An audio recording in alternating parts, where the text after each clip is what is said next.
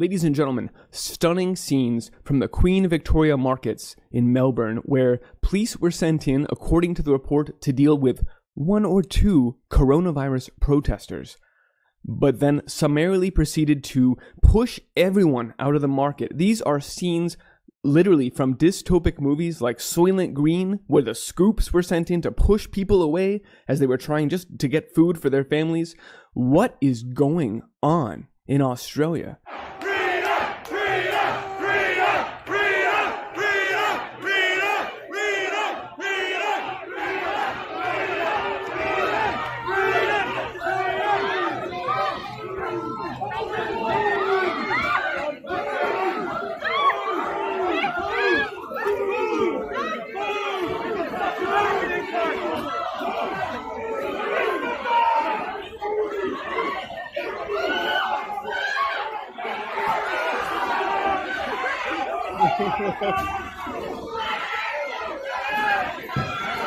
And this is not the only example. There are other farmers markets where police were sent in and patrolling, and people were pretty alarmed by this, not understanding why a police presence is suddenly required at a neighborhood farmers market. And there were no protesters there. Why are police suddenly being sent and using force at places where food is available in Australia? I would suggest that it has something to do with this report, and many like it. Warning, Australia is running out of rice, and may be completely out by Christmas. And furthermore, they're shutting down the beef industry right now at the same time.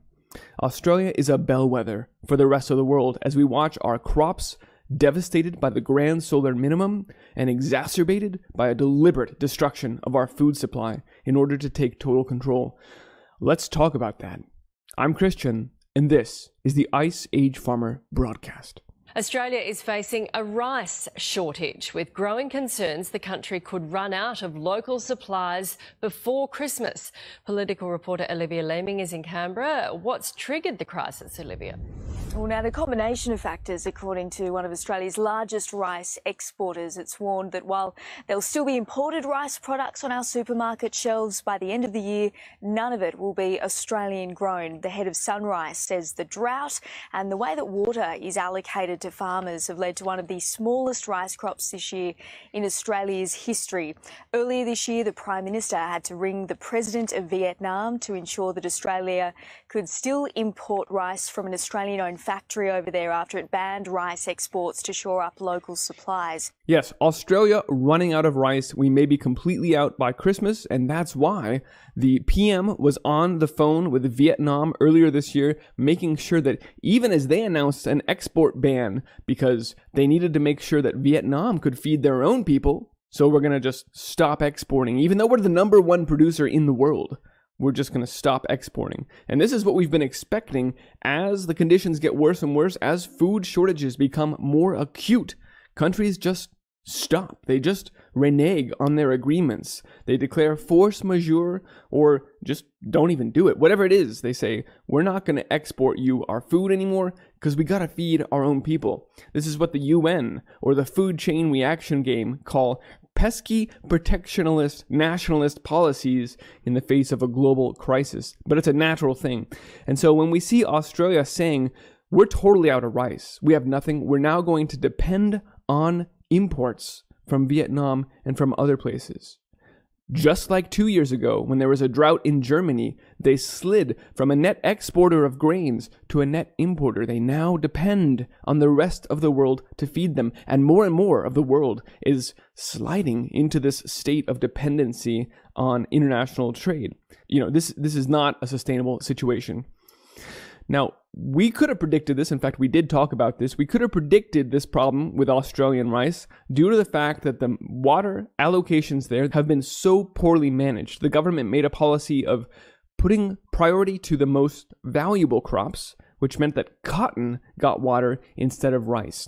And so this has been a situation building for years now. In last year, 2019, they had a very small rice crop due, again, because of the allocations. It is true that there are changing precipitative patterns due to the solar minimum.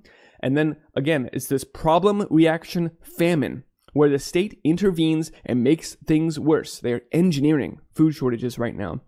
And so That's why this year, because of this terrible mismanagement of their water supplies, the rice farmers in Australia said, screw it. It's impossible to grow here without water. We're not even going to plant. 90% of the Australian rice growers neglected to even plant the grain this year. So, of course, they have a really low crop this year. Even though it has just started to rain, thank goodness, now they're expecting a little bit of a bounce on some of their other grains, but it's too late for rice right now. They're now wholly dependent and expected to run out by Christmas of Australian-grown grains. As I mentioned, they're also shutting down their beef production. This release from JBS this week about a permanent reduction in their workforce at their largest beef processing plant in Australia. Formerly, the plant ran 2 shifts a day and then shut down during the pandemic because of outbreaks. But now they've been slowly trying to spin back up. They were staggering shifts for a bit. At this point now, they've decided to permanently lay off 600 people. That was the entire second shift. We read here, the plant's second shift has now been completely discontinued. We're now going to run the plant on a single shift 5 days a week. That means we're getting half as much done. Half as much production out of this meat plant. Of course, they blame changes in the market conditions due to COVID-19 and even a reduced livestock supply, all of which is true. But the bottom line is that, as we're seeing throughout the world, meat factories are being shut down, and this is causing tremendous and lasting impact on the production of protein. But that's all right, because more and more we're just seeing, as this new report from PBS says, we'll just turn our trash into food. This upcycled food. We'll use the insect-based protein that the UN has been pushing for years, and this new upcycled food making trash into food. That's how we're going to feed you going forward, because it's not going to be vegetables and fruits at farmers' markets anymore. No, police are going to be there, and it is... this is really telling, ladies and gentlemen, when you are expecting to enter food shortages and lasting impacts to your food supply, you need to slowly get people used to the appearance of police at food distribution points. And that's why they're appearing at farmers markets right now without reason. It's because the reason is in the future. This is setting the stage for what they know is coming. They are preparing.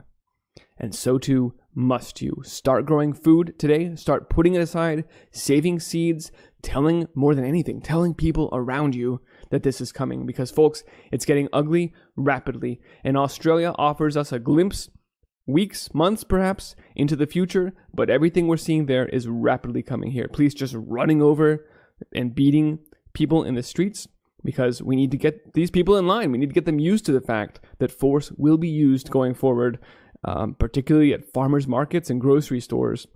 When people go hungry, we lose the order in the streets. And for that, we need to brace with increased police presence. We're seeing that now. Ladies and gentlemen, you can find this report and all my reports on iceagefarmer.com. If you appreciate this broadcast and the information I bring you, you can support this work. Visit iceagefarmer.com/support for a few ways of doing so, including patreon.com/iceagefarmer, maybe the easiest. But I thank you for helping me spread the word about this. All right, folks, let's go build great things, grow abundant, nutritive food, and raise awesome animals. Be well.